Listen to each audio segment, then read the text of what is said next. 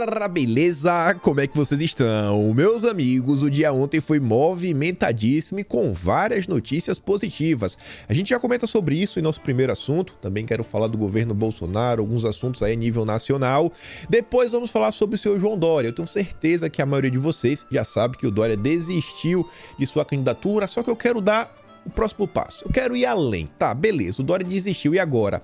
O que é que muda? Por mais que o Dória tivesse 1%, meio por cento lá, ele nem tivesse votos, a desistência dele causa algumas mudanças nas eleições de 2022. Um dos impactos, inclusive, é na candidatura do Lula, que a gente vai comentar sobre isso.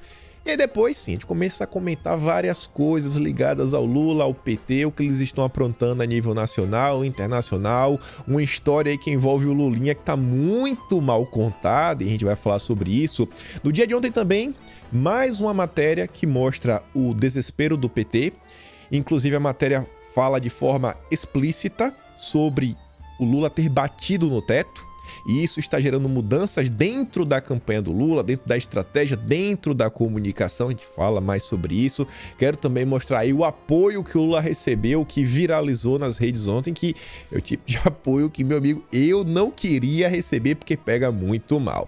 Depois vamos falar da turminha da lacração, e ainda tem tudo a ver com o Lula, vocês vão ver, até vamos falar de dinheiro, etc. Ah, tem uma coisa no tema Lula que eu queria avisar, quero até já adiantar. A Globo fez umas mudanças em seu site, o jornal O Globo, mudanças muito estranhas que lembram bem o que o Lula está fazendo a nível de comunicação. Enfim, a gente fala de uma lacração e, se der tempo, lá no final, alguns temas ligados a coisas assim internacionais.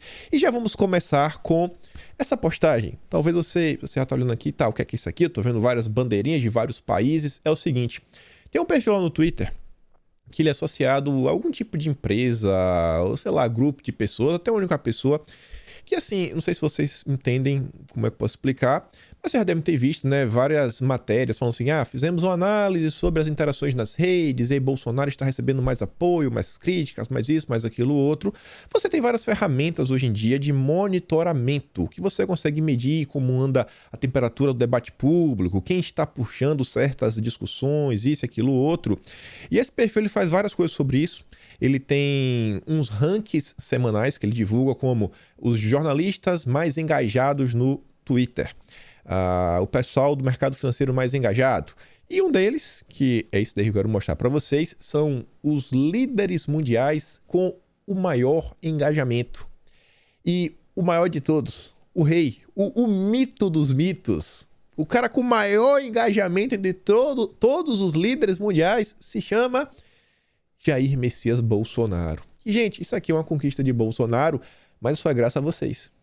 Isso só é graças a vocês, porque se Bolsonaro falasse e ninguém repercutisse o que ele fala, se as pessoas não compartilharem os tweets dele, o que ele diz, levar, né, as coisas ligadas a ele para as redes sociais, cara, ele não tava lá. É mais uma prova que realmente é o cara do povo. É o cara do povo. Sabe? É o presidente do povo. É vocês e ele junto, de mãos dadas, no primeiro local, na primeira posição, né? E o resto do planeta é todo chorando. O BD, com todo o apoio, inclusive num país que a população, eu acho que dá 1,5 é o tamanho do Brasil, é 300 e tantos bilhões de habitantes dos Estados Unidos, tá em segundo lugar. Fazer o quê, né? Vamos continuar. Sobre Bonorinho, e aí é por isso, né? É por isso que o homem tem o engajamento que tem. No dia de ontem, do nada, ele solta esse primeiro tweet. Comunico que estou abrindo mão da disputa do cinturão dos pesos médios no UFC. Boa tarde a todos. Eu confesso pra vocês, eu demorei um pouquinho pra entender que essa postagem de Bolsonaro era referente ao Dória, né? Porque assim, o pessoal ficou brincando com o seguinte, o Dória desistiu do quê? Ele não tinha nenhuma chance de vencer, e aí todo mundo começou a fazer piada, e o Bolsonaro fez uma dessa, né? Como se tivesse alguma chance dele ser lutador. Depois da piada, aí ele traz algumas informações sérias, que é o seguinte, em 2021, nosso governo investiu no esporte com ações, programas e obras de infraestrutura, auxiliando atletas em todas as frentes. Foram mais de 1.083 obras e cerca de 2 bilhões de reais em investimentos nos esportes. Também estamos garantindo a segurança alimentar e nutritiva do mundo. Só nesse parágrafo, isso aqui já desmonta uma análise O Guilherme Amado ele só escreve artigo, mas uma vez na semana ele faz uma análise em vídeo. E uma das análises dele foi o seguinte, que o Bolsonaro ele tá atacando o Lula nas redes porque ele não tem nada para mostrar. Ele não tem nenhuma entrega. Só aqui a gente tá falando de 1.083 entregas. Aí depois disso daí, Bolsonaro posta um videozinho, não lembro o nome desse rapaz, o cara meio que tava lutando assim, né, treinando. Aí Bolsonaro fazendo uma piada e depois ele continua.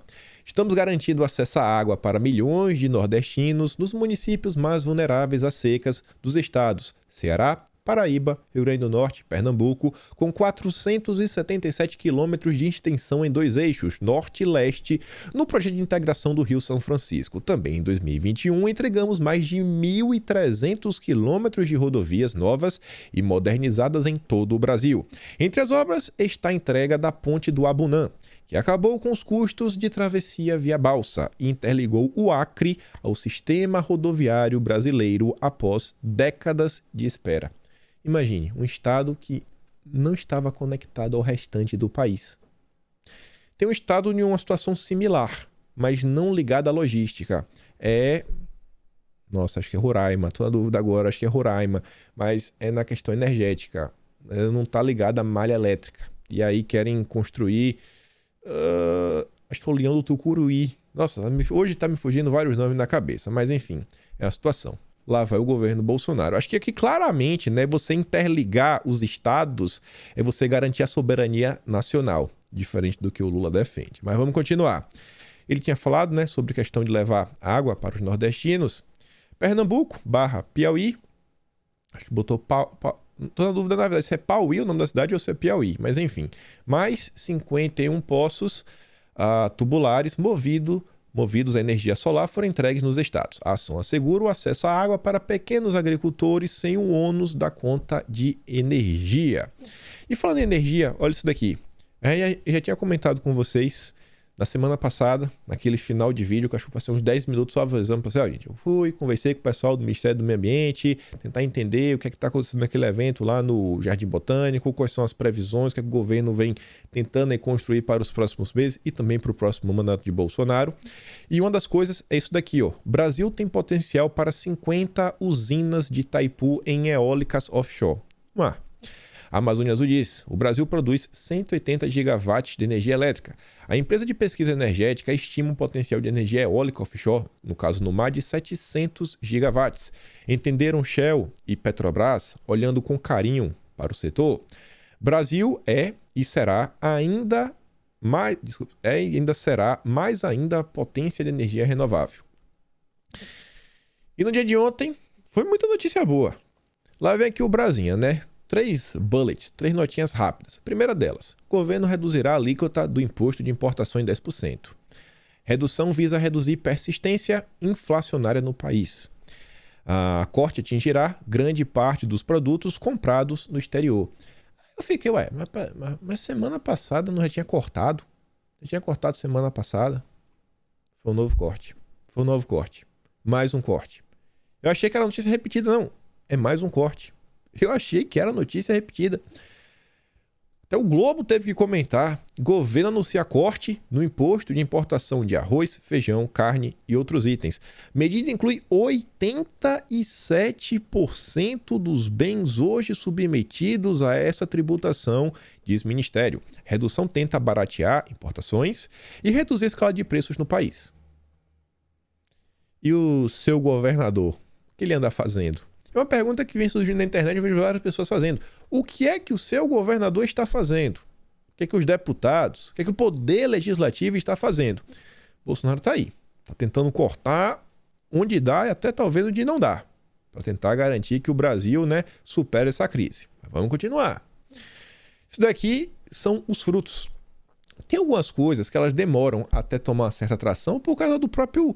necessidade da burocracia, né? Porque tem coisas que por mais que você tente cortar, demora até você fazer um projeto, não são projetos pequenos, você fazer bonitinho, fazer toda a papelada, abrir licitação, ter concorrência, fazer leilão, bater martelo, etc, anunciar, enfim. O marco do saneamento, que o governo vem lutando desde 2020, depois conseguiu, a esquerda judicializou, etc, e já deu alguns frutos, aqui é mais um deles. Com investimento de 250 milhões de reais, Crato firma concessão de esgotamento. Empresa privada ficará responsável por gerir os serviços. Só é possível por causa do marco do saneamento. E aí abriu espaço para o mercado privado. O Amazônia Azul vem e fala o seguinte: Crato, no Ceará, irá receber 250 milhões privados após o marco do saneamento. Hoje, Crato possui apenas 1/3 do esgoto coletado e desse percentual, menos de 3% é tratado. Até 2033, a meta é garantir esgotamento a 90% da população, não de Crato, do Brasil.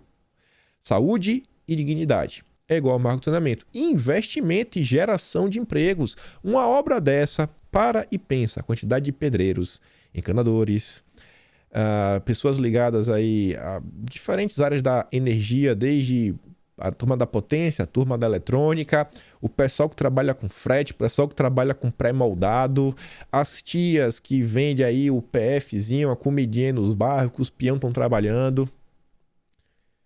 Obrigado, governo Bolsonaro. A esquerda foi contra, judicializou, foi a maior confusão na época. Vamos continuar.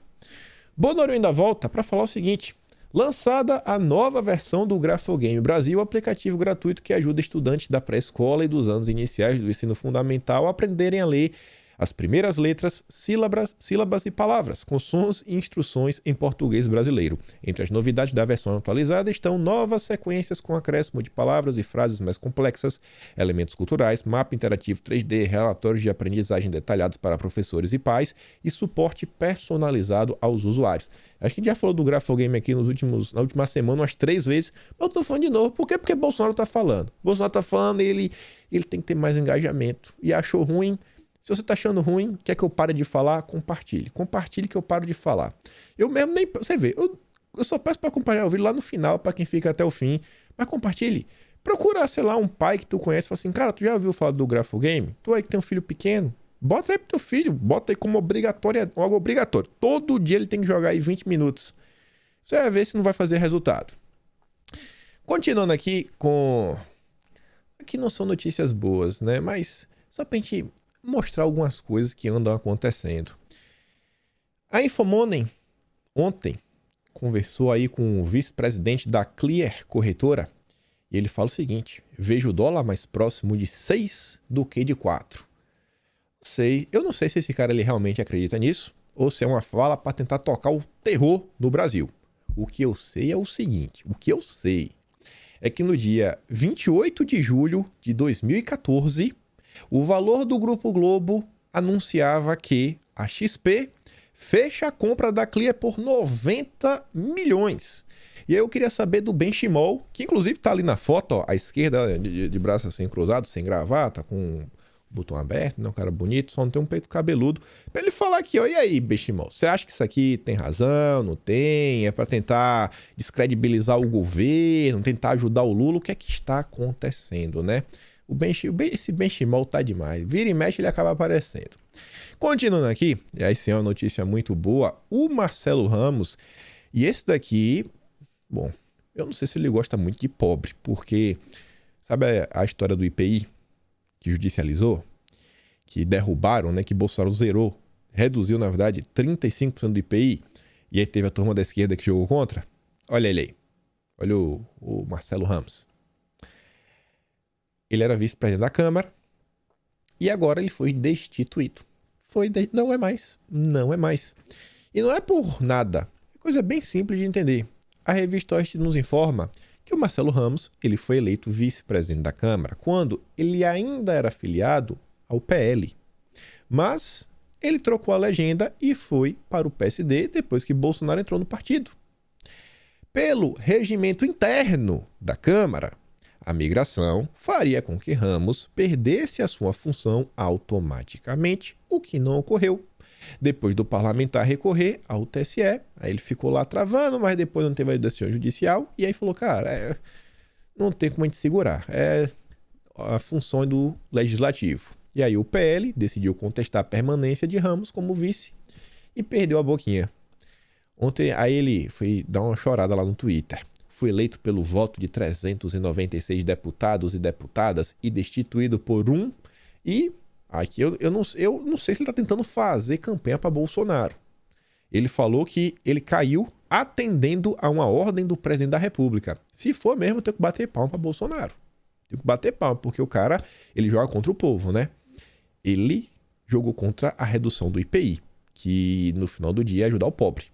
Quer comprar uma TV, uma geladeira, algo do gênero. O Bolsonaro resume em uma única frase: tu saiu do partido e o cargo era do partido. É a regra. Próximo. E aqui não sei se chega a ser...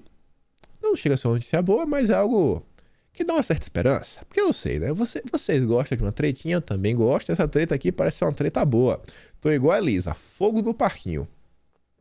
Arthur Lira vai lá no Twitter para falar o seguinte: Renan Calheiros falando de honestidade é a maior piada que existe. Isso é para desviar, algo que Renan RC sabe fazer, a atenção da enxurrada de denúncias que vão aparecer do governo do filho. Aguardem. Aguardem denúncias que vão aparecer. Vixe, escândalos envolvendo o filho do Renan Calheiros, aliado do Lula. Ah, não acredito. Eu não acredito. Será mesmo? Enfim. E já chegando aqui, final do primeiro tempo, a gente começar a falar do seu João Dória, fiquei assim, bem preocupado com isso daqui. Preocupado mesmo. Acho que isso aqui não é normal. Acho que vocês também não acham que é normal. O André Porciúncula, ele veio ontem no Twitter, em 2 momentos, falar o seguinte: passei 16 anos na polícia, combatendo vagabundo de todo tipo. Tive que lidar com as mais perigosas quadrilhas do estado. Não será uma figura medíocre como o Rui Costa que irá me intimidar ou calar. Eu falei, ué, o que aconteceu? Beleza, que o André já tinha comentado, né? Que o Rui Costa abriu aí um procedimento administrativo para tentar colocar ele na cadeia, segundo o que o André relatou. Só que ele tinha avisado o que foi que aconteceu. Olha só, Rui Costa, ao invés de mandar a polícia na casa dos meus familiares na tentativa de me intimidar, marque em seu gabinete. Faço questão de ir presencialmente te encontrar e dizer na sua cara todas as críticas que fiz durante a entrevista. Eu não coloquei aqui, mas eu fui lá olhar. O que aconteceu ontem que a polícia foi bater na casa do irmão do André, procurando ele. Polícia. Acho que isso não é muito comum, né? É normal vindo da esquerda, né? A gente não duvida nada. A gente sabe como é a turma do Lula. Agora sim, olha como as coisas estão chegando. Olha como as coisas estão chegando. André, olha só, não é que André, o Lula não é nem presidente. É só o Rui Costa no fim de governo, que não vai se reeleger. Imagina com o Lula no poder, o que esses governadores de esquerda não vão fazer. Enfim. Vamos aqui, próximo tema, que tem algumas análises que acho que são bem pertinentes. Eu quero comentar com vocês. Só trazendo aqui, né? Não vou trazer texto nem nada, só pra gente botar aqui uma certa cronologia. O Dória desistiu. Ele desistiu e ele disse que o PSDB vai saber escolher. Agora tá na bola. A bola tá no pé do PSDB. Decisão do PSDB, saber quem que vai ser o candidato à presidência, tá de boa, etc. Só que eu achei relevante, só pra mostrar pra vocês. Eu fiquei assim meio sem entender. Mas a Mônica Bergamo falou que a pauta da diversidade, do arco-íris, perde espaço com desistência de Dória, diz Núcleo Tucano. Realmente, né? A calça apertada começa a fazer um pouco mais de sentido. E aqui que começam algumas coisas interessantes. Rolou uma nota do Michel Temer, que quem divulgou foi o Marum, ex-ministro do Temer. Ele rodou num grupo de WhatsApp. Essa nota depois ela foi parar na imprensa. Mostra assim que o Temer tá bem contente, elogiou o João Dória, etc. E assim que saiu, a galera começou a achar estranho. Já havia alguns boatos que o Temer estava em campanha. Não nessa campanha assim aberta, né? Óbvio que vocês não estavam vendo, tinha matéria na imprensa. Mas estava em campanha no sentido que estava articulando aqui para ser como candidato. Não que o Temer tenha a chance de ganhar, e a gente comenta sobre isso. O Diário do Poder aqui solta uma parte da nota que é o seguinte: o ex-presidente Michel Temer destacou o desprendimento de Dória. O ex-governador João Dória realizou um extraordinário governo em São Paulo, confirmando seu perfil de gestor qualificado. Revela, agora, desprendimento, praticando um gesto grandioso. Relatou em nota. Renatinho fala o seguinte: será que foi o Meirelles que convenceu Dória a desistir da vaga e apoiar o Temer? E sobre isso, Lauro Jardim escreveu, falando o seguinte: antes de renunciar, Dória e Temer negociavam uma chapa reunindo os dois.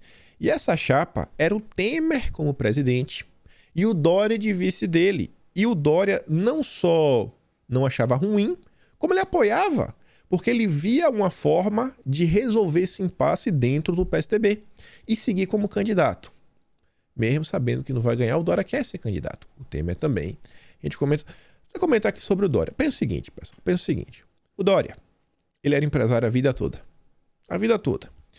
Pessoas aí no entorno do Dória, inclusive já estão falando que ele pode voltar à política em 2024. Tentar mais uma vez ser prefeito de São Paulo ou até de outra cidade.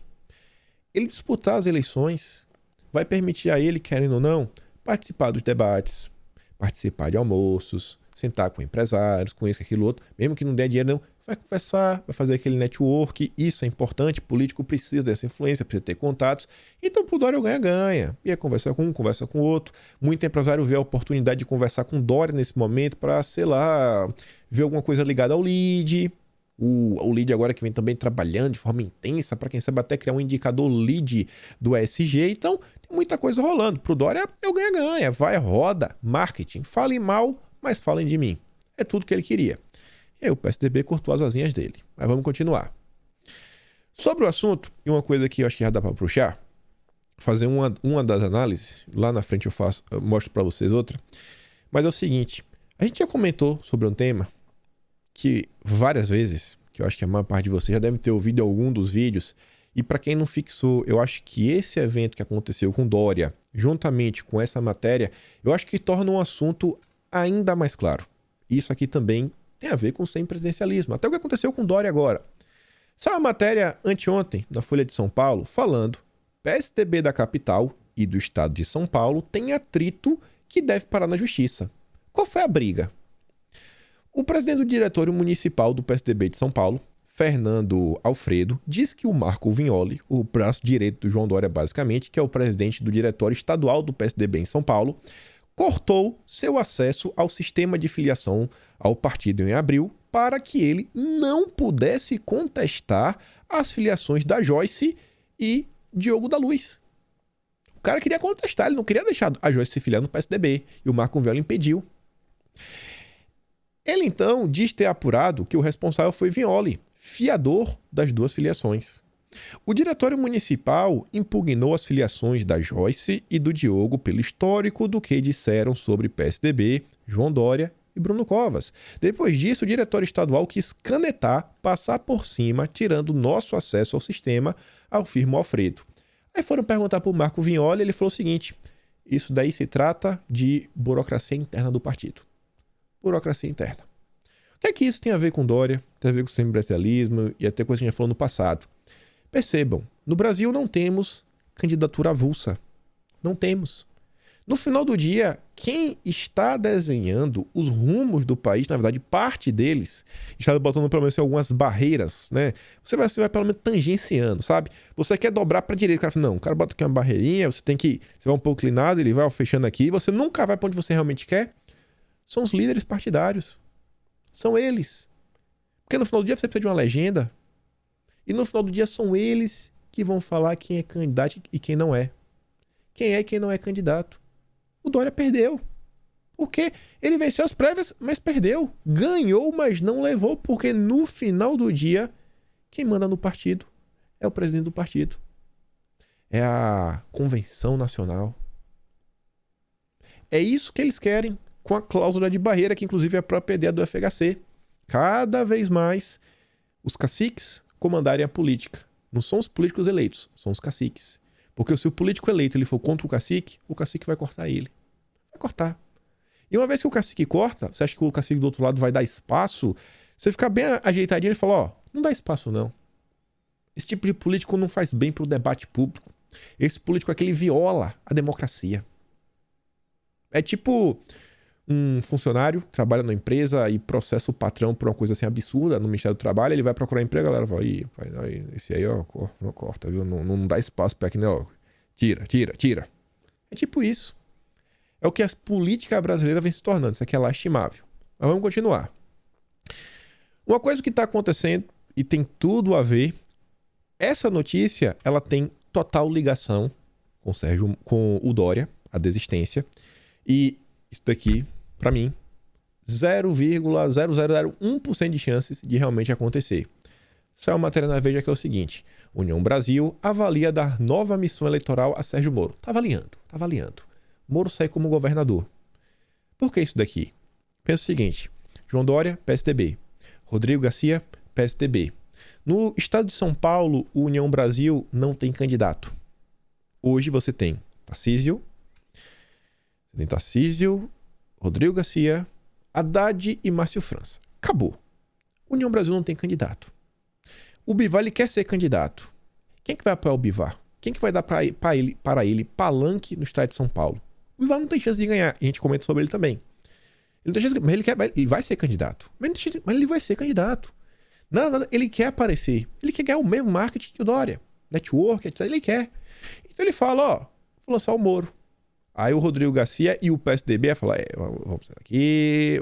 Peraí, Bivar, peraí. Calma, vamos conversar, quem sabe eu não te apoio. E você apoia aqui o Rodrigo Garcia, você tem 1 bilhão aí de fundo partidário, bota dinheirinho aqui, bota dinheirinho, vem com dinheirinho, a gente resolve tudo. Então foi só mudança, só para mandar um aviso, ó, é melhor colar comigo. Tanto que ao longo do dia de ontem também saiu outra nota, depois disso falando que o Bruno Araújo, que é o presidente nacional do PSDB, chamou o Ciro Gomes e o Bivar para conversar e tentar manter assim um certo alinhamento. Moro até fala o seguinte: o ex-governador Dória anunciou sua saída da disputa presidencial. Lembra em particular do nosso trabalho conjunto? Ministério da Justiça e Governo de São Paulo para isolar as lideranças do PCC em presídios federais.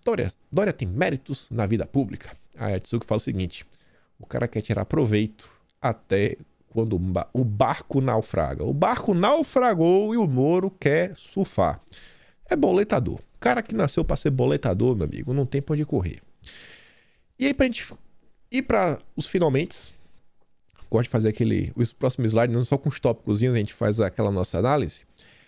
Já saiu essa matéria, no meio da tarde de ontem, que é o seguinte: Fernando Henrique, não é mais Fernando Henrique Cardoso, agora é Raposinho, mas é FH. FH não anunciará apoio a Lula agora.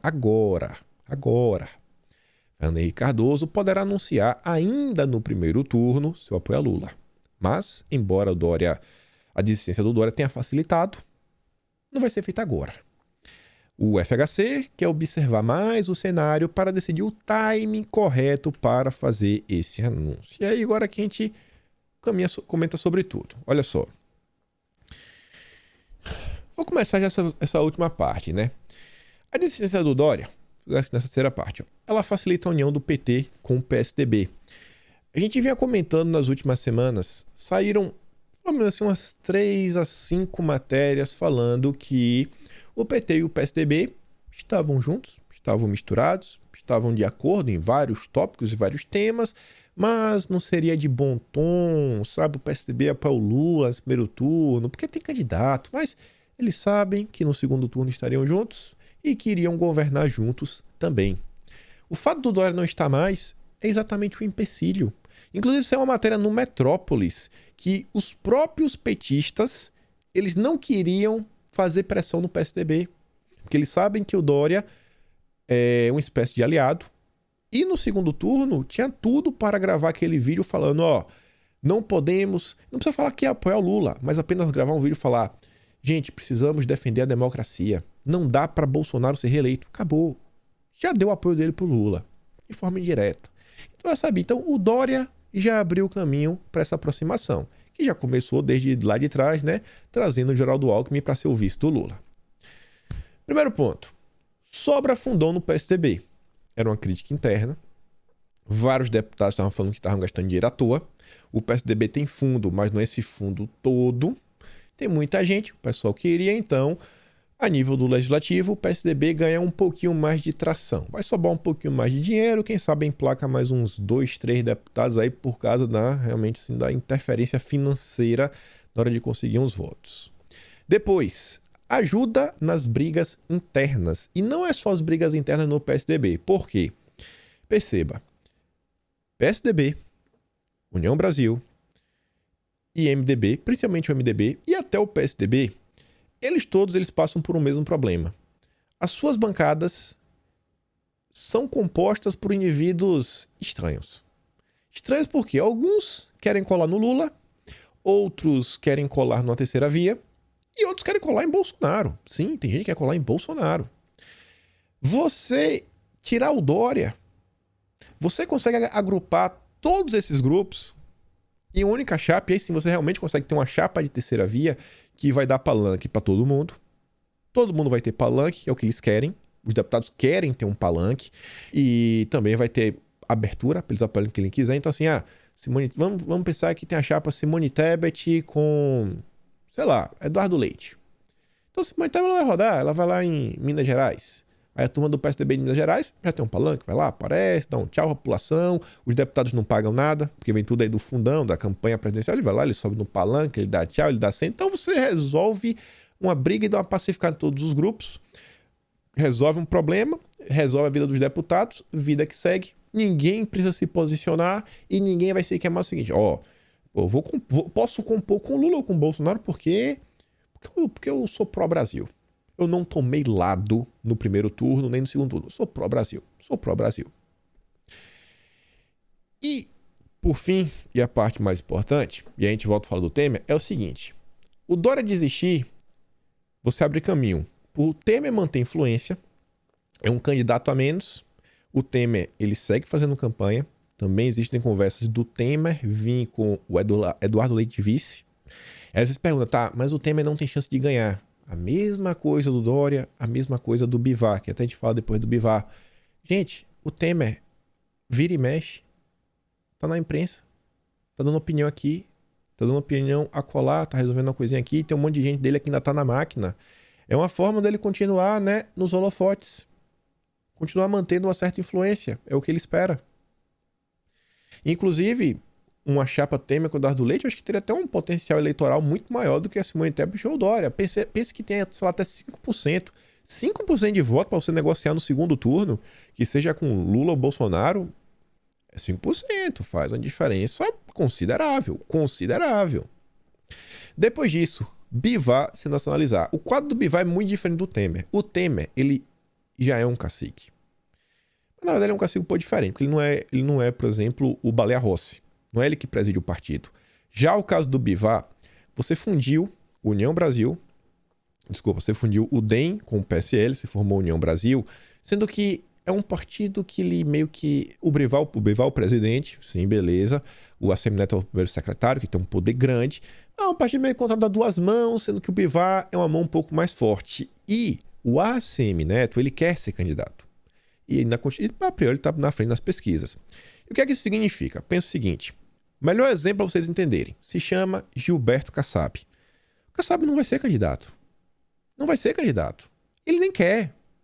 Porque hoje o Kassab manda e desmanda em várias coisas. Primeiro que ele manda e desmanda o seu próprio partido. O Bivar, enquanto candidato, ele vai ter um nome nacionalizado. O Brasil vai saber quem é o Bivar. Ele vai aparecer na TV, vai fazer isso aqui, vai fazer aquilo outro. O União Brasil tem muito tempo de TV, então ele vira um candidato. Ele vai se consolidando como um cacique. Então ele vai formar aquela base, vai falar com muito político, muita gente vai vir até a União Brasil em busca do fundo. Ele pode separar, tem 1 bilhão, ele separa uns 100 milhãozinho, para até conversar com o partido ou dar uma ajuda para esses partidos aí que estão passando por alguma dificuldade, trazer apoio. Ele traz apoio para si, traz apoio. E aí, quem sabe, cara, assim, ele não vai se eleger pra nada, mas a partir de 2023, ele pode ser um do que arbitra um jogo, mandar muito. E em 2024, se consolidando ainda mais, né? Porque vai ter eleição municipal. E esse tipo de partido, eles já estão mirando lá. Então, é um dos grandes objetivos do Bivar. O Dória facilita todo esse cenário. E por fim, que eu já falei, a questão de negociar apoio, né? Até falei quando eu estava sobre essa questão das brigas internas. A partir do momento que se junta todo mundo, eles se englobam todos os partidos juntos e falam, ó, eu aqui vou negociar pra gente, os 5% da gente que a gente tem de votos, sei lá que seja com Lula ou com Bolsonaro, pra gente pegar aqui um pedacinho aquilo outro. Então, essa saída do Dória, ela muda muita coisa. Por mais que o Dória não tenha porcentagem nenhuma, sempre causa alterações no cenário político. Mas vamos continuar. Vamos falar do Lulinha, porque até o Lulinha acha que a saída do Dória ajudou ele. Sem Dória, cresce chance de Lula vencer no primeiro turno, de diretor da Quest, que é o instituto que o Lula melhor pontua, sabe? De todas as pesquisas, A melhor pro Lula é essa da Quest, que o cara até tem ligação passada aí com petistas, com campanhas de petistas. Acho que é Felipe Nunes o nome dele. O Rafael Bobó dá risada, é um negócio que a gente pode dar risada. E o Lula que vence no primeiro turno, olha só. Ontem no bastidor, apareça, Alckmin, apareça. A reunião da coordenação geral de campanha do Lula com os partidos que o apoiam para presidente em São Paulo ainda não terminou. Mas já tem uma coisa definida. Geraldo Alckmin aparecerá mais na campanha para atrair o eleitor conservador. Não vai colar. Já até adianto. Olha o final. A avaliação é que Lula está quase no teto eleitoral e que precisa que Alckmin aumente o seu potencial de crescimento nas pesquisas, atraindo o eleitor que hoje prefere o presidente Jair Bolsonaro. E a diferença é o seguinte, o Lula ele já bateu no teto, a gente está comentando sobre isso. E enquanto Bolsonaro apanha todos os dias, desde 1º de janeiro, assim, desde dia 1º de janeiro de 2009, ele apanha enquanto presidente. Porque antes disso ele também apanhava, né? Todos os dias como candidato. Ele apanha todo dia. Começar a campanha, não vai mudar. Ele vai continuar apanhando. Agora o Lula tá jogando solto. Jogando solto, com todo o apoio da imprensa. Então, essa movimentação, Alckmin, vai pra rua, tenta conversar com o outro, é mais um sinal de desespero. É mais um sinal de desespero. A mesma coisa, o PT tentando fazer o Ciro Gomes desistir da campanha. Porque não está fácil para o Lula. Se tivesse fácil, não estava botando essa pressão. Não estava botando. Se tivesse fácil, não precisava que a jornalista e ativista ligada aí ao Brasil 247 postasse um vídeo de 2017 como se fosse recente. Fake news do bem. A Elisa diz, fake news. Colégio do Brasil 247 da extrema esquerda publica vídeo de 2017 como se fosse atual para tentar enganar a população. Que fake grotesca, né? Será que é desespero? Será que é desespero? E aí, já que se o PT ou a esquerda quiser mostrar algum vídeo, alguma coisa ligada ao Lula nas ruas, não temos do Lula, mas temos um recado das ruas para o Lula que eu falei para vocês. É o típico apoio que eu não gostaria de receber. E foi o seguinte. No Recife, no sábado, tivemos a Marcha do Orégano. Até postei o vídeo ontem lá no Twitter, deve ter viralizado. Quem não soube.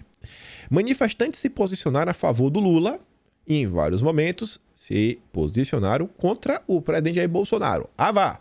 A galera que gosta do orégano, que a Polícia Rodoviária Federal todo dia faz apreensão. A Polícia Federal, a PM, o governo Bolsonaro é recorde em apreensão. Não dá vida fácil pra galera que gosta de uns baratinhos, ficar se entorpecer. Quer dizer que essa galera apoia o Lula. Vá! Apoia o Lula. Com o tema... Aperte o verde contra o fascismo. A nossa luta é pelo bem viver. O ato teve concentração na Praça Derby. E aí, no meio dessa confusão, tinha um homem fantasiado de Capitão Presença, que eles enxergam um super-herói do universo do orégano, sujeito que sempre tem, né, a plantinha quando os amigos estão querendo. Meu Deus do céu. E ele fez um discurso dizendo que todo biruta teria que votar Lula lá em 2022. Em seguida, os manifestantes puxaram um coro em favor do petista. Também na mesma avenida, os participantes protestaram contra o atual presidente Jair Bolsonaro. Vou ver aqui o áudio, vou mandar para vocês lá no Telegram também. Mas vejam só, esse é o tipo de apoio que o Lula tem. Cadê, senhor? Pô, não baixei... Ah, não, peraí. Tá aqui. Não, tá aqui não. Peraí, já sei, tá aqui, ó. Tá aqui. Pronto. Então 2022 é o seguinte, 2022 tudo maconheiro, toda maconheira, tem que voltar Lula lá, entendeu? Lula lá, entendeu?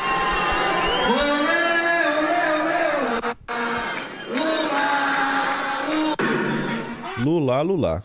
Depois vocês terminam, ver o vídeo de 40 segundos. E aí eu fui atrás por mais algumas imagens da Marcha do Orégano.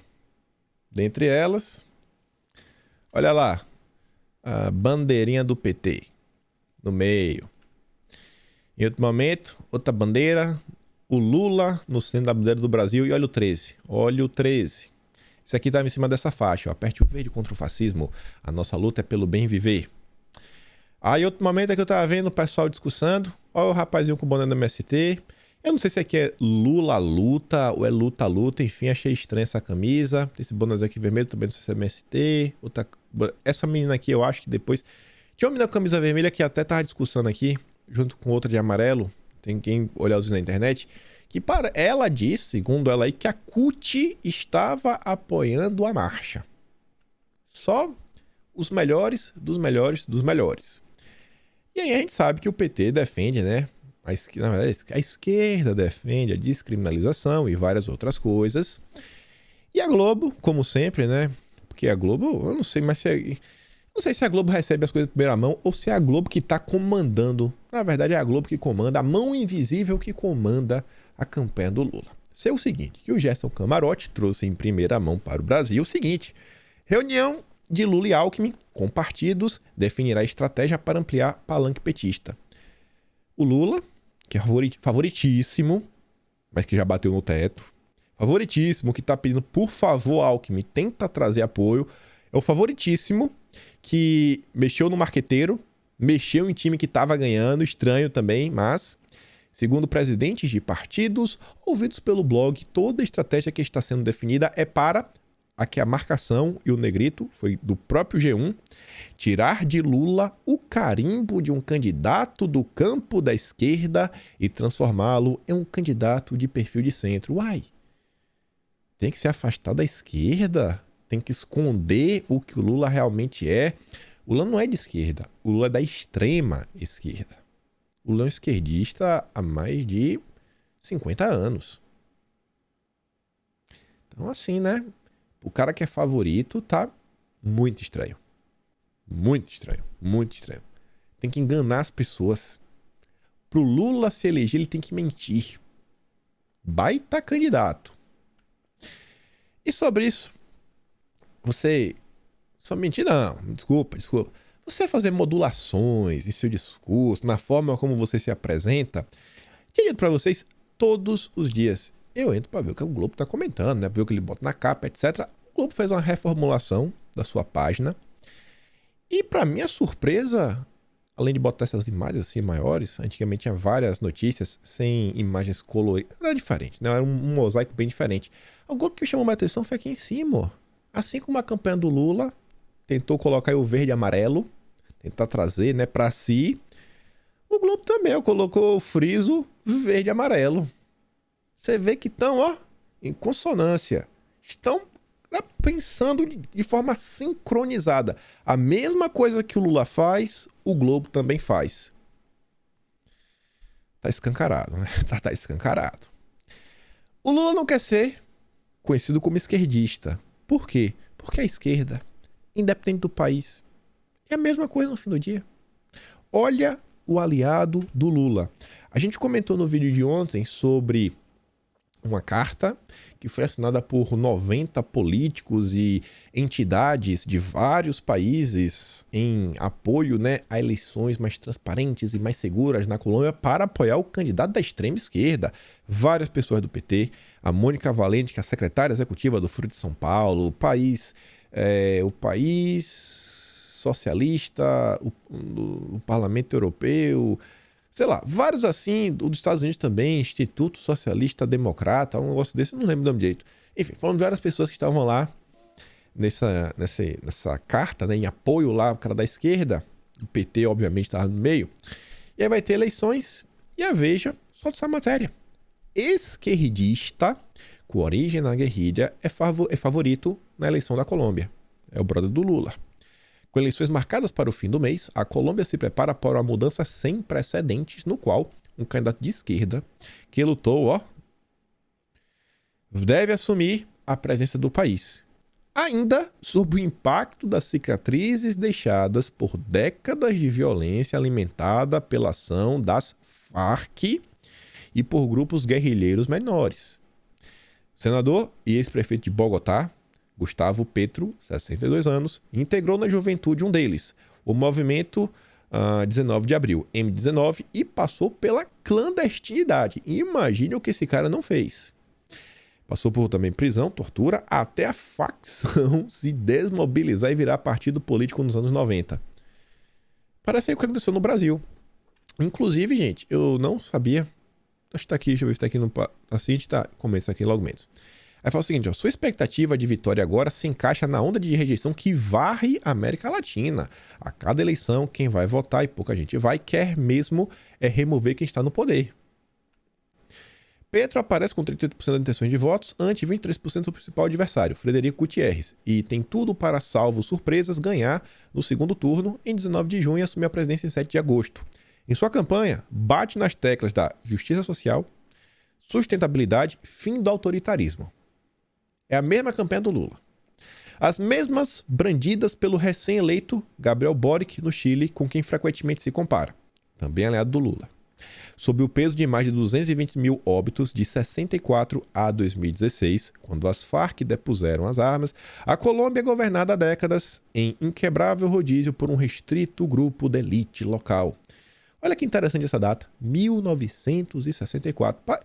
Eu não sei, mas parece que a movimentação de esquerda começou a pegar fogo lá na Colômbia também em 64. Se você olha a história do Brasil, as primeiras pessoas começaram a ir para Cuba no início dos anos 60. O Disseu estava nesses primeiros grupos, né, que foram lá para aprender técnicas, etc. Tanto que em 61, o Jânio Quadros, ele condecora o Che Guevara com a medalha. Você vê como a esquerda já estava trabalhando no Brasil. A intenção, caso ele vença, é romper o sistema. Imagine, fazer uma revolução. Nesse sentido, tem na mira as famílias mais ricas, 4, 5 mil pessoas, os alvos principais de uma reforma fiscal que pretende arrecadar 10 bilhões de dólares por ano, elevando impostos sobre dividendos de empresas, ativos offshore e grandes propriedades rurais. Vai atacar o agro e os grandes empresários. Olha o que a gente comentou no vídeo de ontem. O Leandro Demore, foi no vídeo de ontem, o Leandro Demore incentivando os funcionários da Van a processarem o Luciano Hang. Você acha que o Lula vai fazer algo diferente se chegar ao poder? O Lula já tem raiva da classe média, que acha que ostenta demais, que uma TV basta. Você acha que o Lula tem um discurso diferente disso daqui? São os mesmos grupos. Isso aqui é um problema porque vocês sabem o que a Colômbia produz. Bastante. Vai ser mais trabalho para a polícia aprender, né? Mais produtos aí que... Bom, não vamos comentar muito, né? Pai dos outros. No vídeo de ontem eu comentei com vocês sobre a herança maldita do PT. Que a estatal boliviana, aquela lá refinaria que o Lula, né, ajudou a ser vendida, cortou aí 30% do gás que enviava para o Brasil. E Bolsonaro comentou uma coisa que não tinha passado na minha cabeça. Falou, rapaz, como eu sou inocente. Olha o que ele fala. A Bolívia cortou 30% do nosso gás. 30% do gás, cortou. Vai entregar para a Argentina. Como agiu a Petrobras nessa questão também? Parece que é tudo orquestrado. O gás que se tivermos que comprar de outro local é 5 vezes mais caro. Quem vai pagar quanto? Meu povo. E quem vai ser o responsável? Bolsonaro. É um negócio que parece, né? Orquestrado. Para exatamente favorecer. E sabe quem? Tá vendo? Favorecer, sabe quem? Cara, eu fiquei de cara, falei, rapaz, não é possível, gente. Será que o Lula pediu para os bolivianos sabotarem o Brasil para prejudicar Bolsonaro? Aumentar ainda mais o preço das coisas para tentar desestabilizar o governo? Não, o Lula não faria isso. Aí já é demais até pro Lula, né? Ou não? Será? Rapaz. Porque eu sei uma coisa. André Assad, que tem uns furos todos aí, fala o seguinte: Comitê Lula-Alckmin foca em profissionalizar a economia e já tem ela defendendo o Pércio Arida. O Lula quer criar uma nova moeda. Quem é o Pércio Arida? A Lisa trouxe a matéria. Pércio Arida é um dos pais do Plano Real do governo do FHC. Lula quer uma nova moeda. Pô, você quer criar uma nova moeda? Chama um cara que tem experiência em criar moedas. Óbvio. Inclusive o Pércio Arida é quem vinha auxiliando o Sérgio Moro, segundo o relator o Diogo Mainardi do Antagonista. Tá lá, né? Arida, muito respeitado no mercado, homem de confiança do Alckmin, ligado ao PSDB, ligado ao Fernando Henrique, o Fernando Henrique vai apoiar o Lula. Olha como as peças começam a se encaixar. Tá vendo? Tá vendo como a desistência do Dória amplia um leque assim, de algumas possibilidades novas? E aí o Pécio, né, em março, a gente comentou isso em vídeo, conversa com a Luiz Mercadante, presidente da Fundação Perseu Abramo, vem tocando aí o plano de governo do Lula. A Arida, no entanto, não fechou nada com a campanha, né? Mas virou sonho de consumo de interlocutores de Lula e do Alckmin. Ontem saiu uma matéria. O Globo foi muito mais honesto até do que o Robson Bonin. A gente desmentiu o Robson Bonin, pai. Não desmentiu não, né? Escancarou a palhaçada que ele estava fazendo. Mas é o seguinte, o Globo noticiou que partidos sugerem que Lula procure empresários e querem programa de governo enxuto. Aí falava o seguinte, né, que o Lula já conversou com o Blário Maggi, essa figura aqui é interessantíssima, Blário Maggi, ligado a sementes, ao agro, um cara poderoso. Lula também revelou que pretende procurar diretamente a Fiesp. A entidade empresarial é presidida por Josué Alencar, filho do ex-presidente José Alencar. O Sérgio Roxo, ele fez questão de colocar o último nome, o Alencar. O Bonin colocou Josué Gomes da Fiesp, que é para não linkar. Porque se você coloca assim, Josué Alencar, aí o pessoal fica, ué, será que José Alencar é filho do José Alencar, que era o ex-vice do Lula? Só para relembrar a matéria abaixo, né? O recado dos empresários ao bolsonarismo golpista. O filho do ex-vice-presidente do Lula estava criticando o Bolsonaro. Nossa, que crítica, né? Graças a Deus que ele está criticando. E surgiu um assunto nas redes ontem. No primeiro momento eu vi e eu achei, velho, o pessoal tá procurando pelo em sapo. Depois eu parei e falei, pô, peraí. A Paula Schmidt falou o seguinte, ofereço R$100 à primeira pessoa que puder me enviar uma cópia física da revista Time com o Lula na capa. Por favor, responder aqui, com a foto da revista no seu contexto físico. Retorno via DM, obrigado. E o Leonardo Dias responde o seguinte, o mais engraçado é que não vimos nem o Lula segurando uma. O Lula não segurou a revista para tirar onda. O pessoal tinha esses burburinhos, se o Lula realmente apareceu ou não. As postagens online, a nota online, né, o artigo online, teve. Mas o que chamou minha atenção não foi essa postagem. Porque esse aqui eu deixei ele passar. Foi o seguinte, a agência Lupa da esquerda foi dar uma verificada e falou o seguinte, ó, embora exista de fato uma versão da capa da Time que destaca o problema do derretimento das geleiras, uma foto do oceano congelado com data para a mesma edição, ou seja, 23 de maio, 30 de maio, isso não quer dizer que a versão da capa com Lula seja falsa. Em nota, a assessoria de comunicação do veículo explicou que é comum que cada edição tenha mais de uma capa. A do Lula é autêntica e aparece na edição impressa de 23 de maio, 30 de maio de 2022 da Time, confirmou por e-mail. Ainda de acordo com o veículo, a mesma edição apresenta a imagem da capa separada, The Code Truth, que foi impressa em algumas regiões de distribuição. E a do Lula foi impressa? Meio estranho, né? É como se fosse apenas um movimento online para tentar ajudar o Lula e gerar matéria para a imprensa nacional. Interessante, né? Não teve nenhuma revista impressa com Lula na capa? Isso que chamou a atenção, porque a agência Lupa foi atrás. Enfim. Dá tempo de comentar? Dá tempo. Vamos comentar rápido a turma da lacração. A Paula Carosella, ela volta. Eu vou dar play no áudio, que eu quero que termine com menos de 1 hora. Olha como ela explica o que ela fez para conseguir a sua empresa. Voltei e falei, preciso urgentemente abrir um restaurante, mas não tinha muito dinheiro. Comecei a procurar investidores e quem se interessou em investir foram uns colegas cozinheiros e restaurateurs da Argentina, que eu admirava muito. Eu me associei com 7 argentinos. 7 de uma vez. 7 de uma vez, que colocaram dinheiro, mas eu era a única que trabalhava aqui no Brasil, eles estavam lá. Que delícia. No primeiro ano foi legal, foi divertido, mas mais ou menos. Então, eu falei, não vou continuar desse jeito, mas eu não tinha como comprar o restaurante deles. Então, eu tive uma estratégia de negócios um pouco arriscada, que foi, eu vou abandonar um pouco o restaurante, eu vou deixar o faturamento cair. E quando, depois de 2 ou 3 meses, o faturamento cair, eu vou fazer uma oferta. Você estava matando o seu filho para poder comprá-lo de volta. Exatamente. Uia. E aí, Bota risco nisso, hein? Bota risco nisso. Aí, depois de 3 ou 4 meses, o faturamento caiu em 30% e comprei. Imagine, gente, você receber apoio, você não tinha dinheiro. Pessoas depositarem sua esperança. Opa. Eu tava dando aqui um outro áudio da Daniela Lima, de outro assunto do passado. Imagine você conseguir apoio de pessoas que trabalharam durante uma parte de suas vidas, juntaram dinheiro, confiaram em você, mesmo de longe, não está na Argentina. A gente acredita em você, então a gente vai investir em você, vai investir no restaurante. E aí depois você quer se livrar dessas pessoas, você quebra o seu comércio, para você comprar mais barato e tirar essas pessoas do seu redor. Agora, mais do que nunca, faz sentido, né, ela apoiar o Lula. Parece que nasceram um pro outro, né? Realmente assim, é a aluna do Lula. Mas vamos continuar, porque eu quero falar da Paula Carosella, né?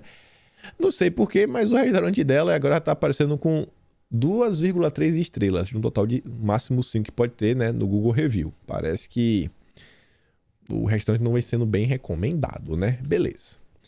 E olha só que coisa interessantíssima, né? A internet acha cada coisa. E aí o Dom nos conta que a Paola, essa querida militante, ela ajudou o Guilherme Boulos nas eleições de 2020 com R$ 9.128. Doações para a campanha do Guilherme Boulos. Agora faz total sentido, né? Tudo que ela falou sobre os apoiadores do governo. Ela também, olha só, Paula Carosella fez doação para a candidata do PSOL e recebeu honraria do PSOL. Honraria. Diário Oficial da Cidade de São Paulo. Projeto de decreto legislativo da vereadora Érica Hilton do PSOL. Concede honraria, título de cidadã paulistana, a senhora Paola Florência Carosella. Olha como são as coisas, né? Ei, você ajuda o PT, ajuda o Boulos. E aí a gente também te ajuda. Ah, amigão. E fica ainda mais interessante, né? Ela falou o seguinte: não sou socialista, sabe por quê? Porque nenhum partido me representa, porque eu sou crítica de todos, porque a esquerda, que defende muitas das pautas que eu defendo, fez feio na América Latina e não concordo com radicalismos nem endeusamento de líderes. Não concordo com radicalismo e apoio o Boulos. Dá dinheiro pro Boulos. Isso porque ela não... Imagine se ela apoiasse radicalismo. Porque para ela o Boulos não é radical. Eu tô com medo do que seria radicalismo na cabeça dessa mulher. E olha que interessante. Em 2019, o deputado estadual, o Frederico Dávila, que é do PSL na época, apoiador do governo, prestou uma moção de repúdio a Paula Carosella na Alesp. Sabe quem foi contra a moção de repúdio? Vocês não vão acreditar. Deputado Paulo Fiorilo. Fala o seguinte, ó. De autoria do deputado Frederico Dávila, a moção em epígrafe manifesta veemente repúdio à senhora Paula Carosella pela sua postagem na rede social no Twitter dia 20 de outubro de 2019. Isto posto, somos contrários à aprovação da moção 175 de 2019 conclusivamente. Sala das comissões em deputado Paulo Fiorilo, que era o relator. Ele protegeu a Paula Carosella. Sabe quem é o Paulo Fiorilo? A gente comentou ele inclusive no vídeo de ontem. Ele está assinando aquela carta em apoio ao presidente Esquerdi, o candidato esquerdista da Colômbia. Só para relembrar, o Paulo Fiorilo é o cara que o Weintraub deu R$3.000. Um terço só no que a Paula deu, né? Apoiou com muito menos. R$3.000 pro candidato na época, vereador do PT. Mas o Weintraub é o super conservador que critica Bolsonaro a todo momento. E só pra gente fechar aqui o vídeo, vê esse cara aqui querer pintar o Gustavo Lima e os apoiadores do governo como um fascista. Porque é o seguinte, ó. Gustavo Lima no show fez o discurso apoiando Bolsonaro. Acabei escutando a fala e ele repete o lema integralista mais uma vez. Deus, pátria e família. Olha como o Gustavo Lima é um bandidão. Sabe qual é o problema disso tudo?